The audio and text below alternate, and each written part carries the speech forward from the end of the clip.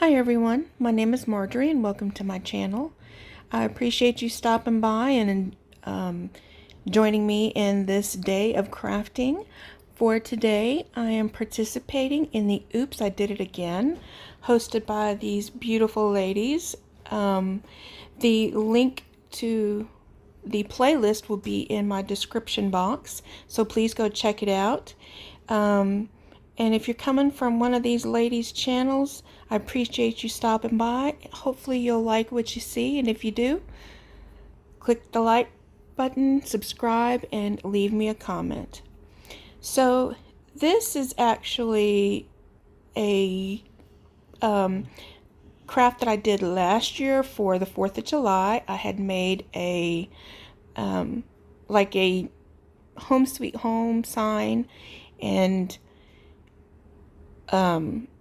what I'm doing here is actually just transforming it. So you can't see the top of the project because it's kind of long, but what I did is I removed the very bottom and I had moved it up a little bit because I'm actually going to repurpose this into a faux washboard.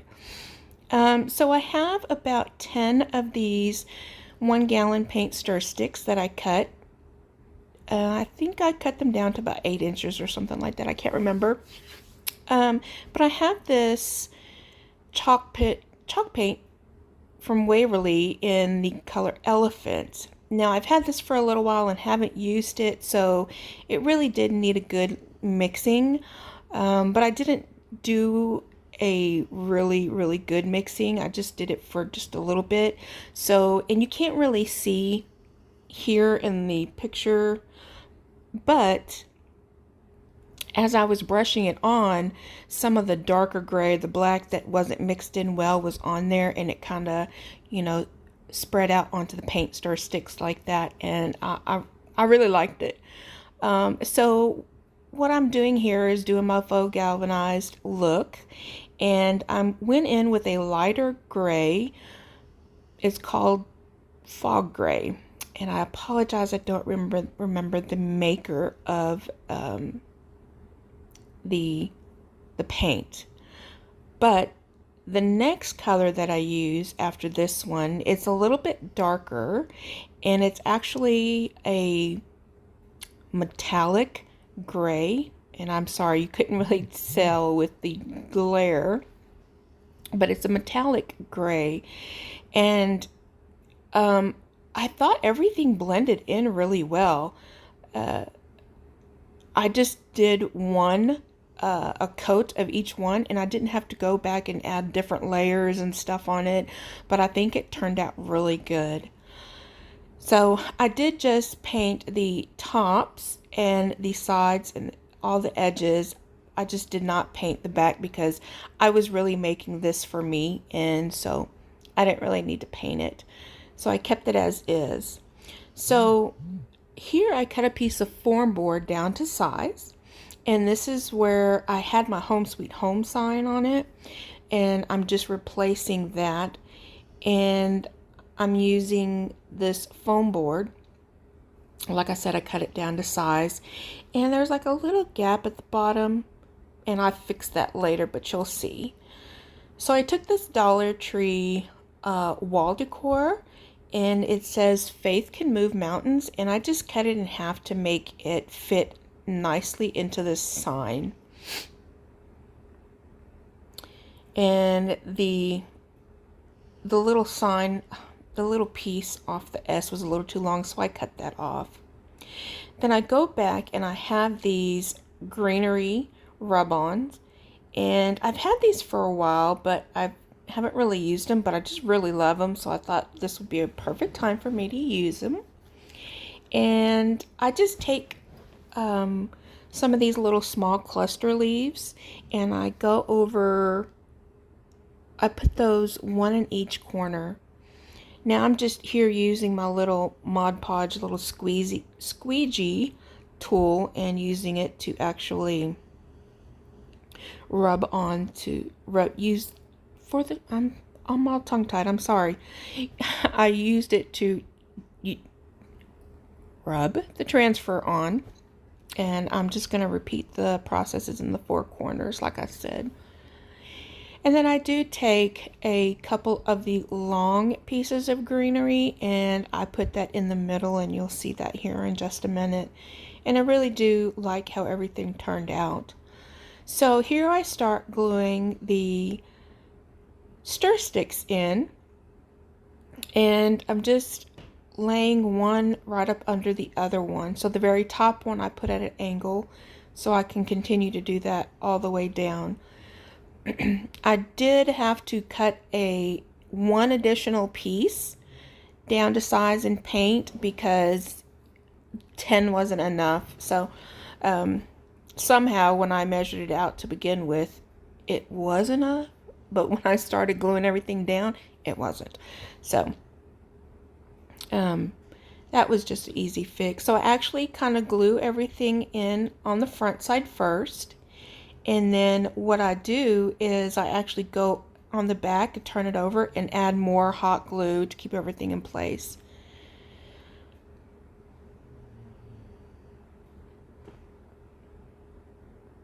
So some of them, when I cut them, I don't know, it's just that little hair of wood that you cut off that's a little too much. It really makes a difference.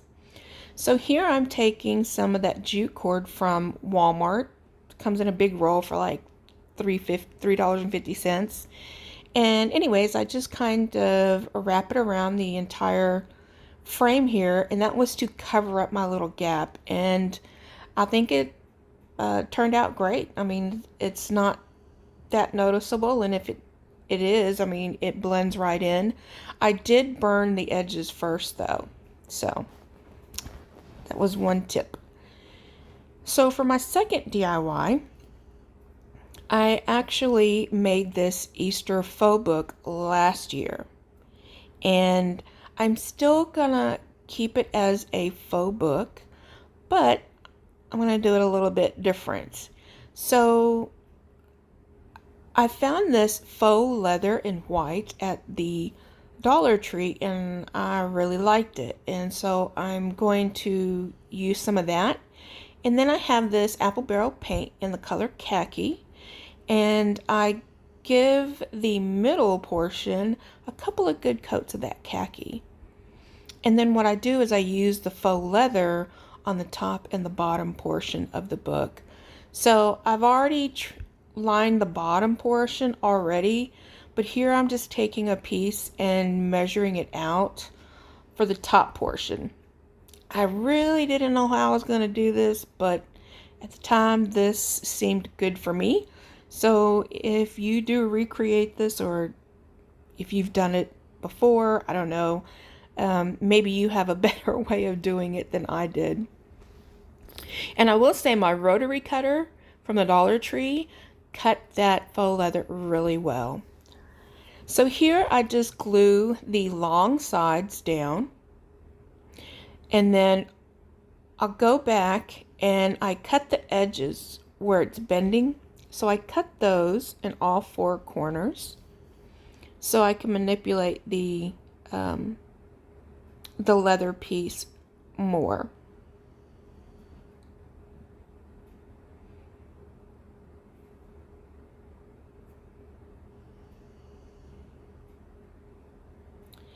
So I'm intentionally made the leather piece long on the long side because of that little crevice. So I am coming in with my rotary blade and cutting that in that little crevice. So it worked perfectly. The only thing I had to do was kind of use my left hand to hold the faux leather so it wouldn't kind of move around too much. So other than that, it worked perfect. And then once I folded that down, once I got that cut off, then I go ahead and glue the short end pieces down. And then I repeat the same step on the other side.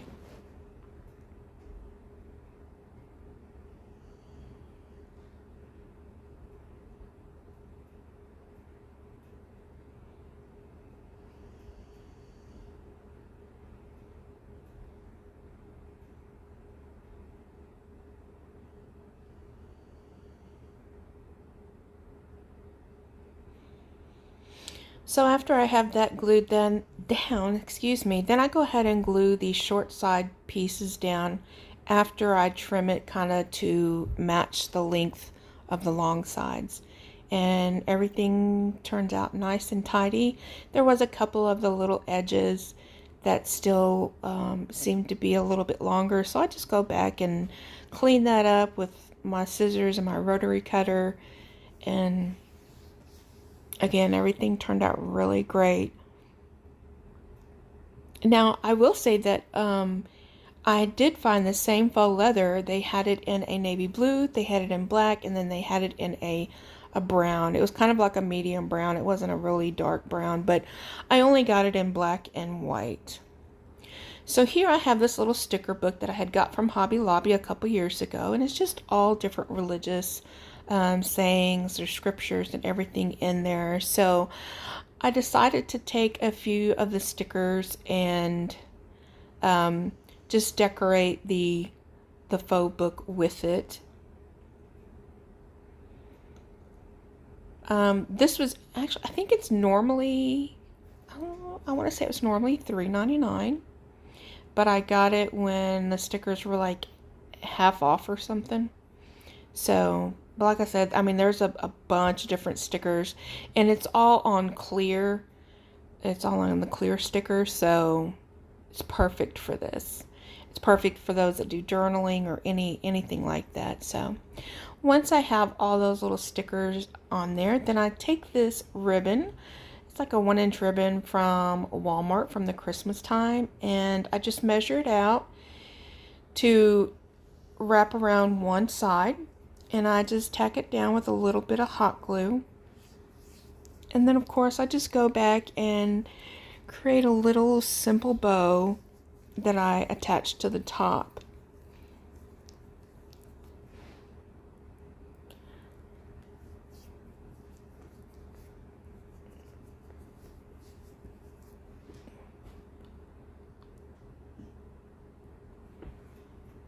So here I was actually going to use some paddle wire and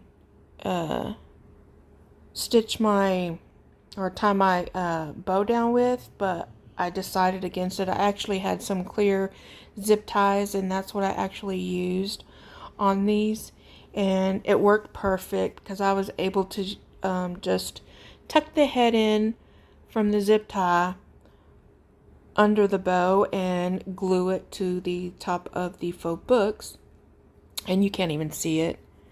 So I really like that. Then I go ahead and trim off the ends of the ribbon. I just cut it at an angle. When they're small like this, I don't really do the dovetail. I just like to cut it at an angle, and then I just bend a little bit of the one tail and tack it down with a little bit of glue, and I call that one complete. So for my third and final DIY, I created this little planter a while back, and so I was just going to change it up. I found these 5 garden stakes in a pack at the 99-cent only store, and it was $1.49. So I cut 4 legs at 8 inches, and then what I did is I kind of laid them out here, and then I measured the distance in between those 2 legs and then cut out the longer pieces. And so what I'm doing is I'm just adding legs and a little shelf onto this planter, and I think it comes out adorable. All I did was use the Gorilla Glue hot glue. If you wanted to use wood glue or anything like that, then you definitely can do that. I also kept it the white color. I do still have the mistletoe wording on the back, and I wanted to keep that there because so I could kind of keep this up all year round and just use it for Christmas, use the mistletoe side for Christmas, and then everything else throughout the year I'll just use the plain white. Now you can always add a little ribbon around the middle or the front of the planter portion. you could do that if you want to, but I kind of just like the plain look. I did not distress it, and that's definitely something you could do, is distress it and give it that real nice rustic look.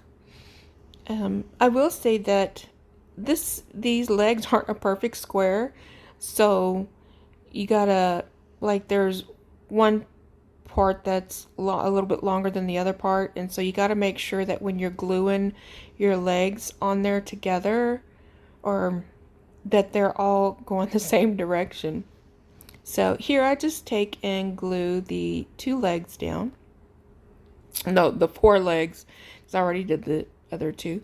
And then I go back and just reinforce all of them with just a little bit more of that hot glue. The box isn't heavy, and I just plan to put just faux flowers in there, so I'm not going to put any rocks or anything in there. But even if I were to put a few rocks or something in there, I think it would still stand up pretty well. Just because of the way the weight distribution would be held up through the legs. So I had these 1 quart sized paint stir sticks, but they're like the large craft sticks. You can get them at, I think I got them at Lowe's for 99 cents or something like that. You can get them at Home Depot, but their prices have actually gone up, even on their 1 gallon and 5 gallon paint stir sticks. They've gone from 99 cents to $1.49, but I mean, it's still a good deal. So I go and I measure out how many I need, and then I am just measuring out where to cut the craft sticks, I'm going to call them, to be able to glue them down and make the shelf for below. And then once I cut that, then I just measured it off with all of the other craft sticks, and then cut them that same way. So it was pretty easy. So here I am. I've already started gluing, and I am so sorry about the angle, but you can kind of see a little bit what I'm doing.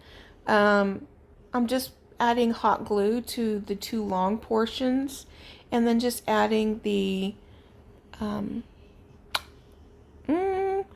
craft sticks on top. Now, one of them was a tad too wide, so I do have to measure, as I was doing just then, and I just kind of use my L ruler, and I don't know why I drew the line on there because I end up using the ruler as to help me, score my wood piece till it was done. So after I glued that on, then you see I glued 2 different craft sticks at the bottom just to give it more sturdiness, and this is how it turned out. I love it. I think it's so cute. I put these beautiful flowers in them. So ready for spring decor. So I do want to say thank you again for stopping by. Don't forget to check out the playlist below, and I hope you really enjoyed this video. Thank you for coming by and sharing some time with me, and you have a very blessed day.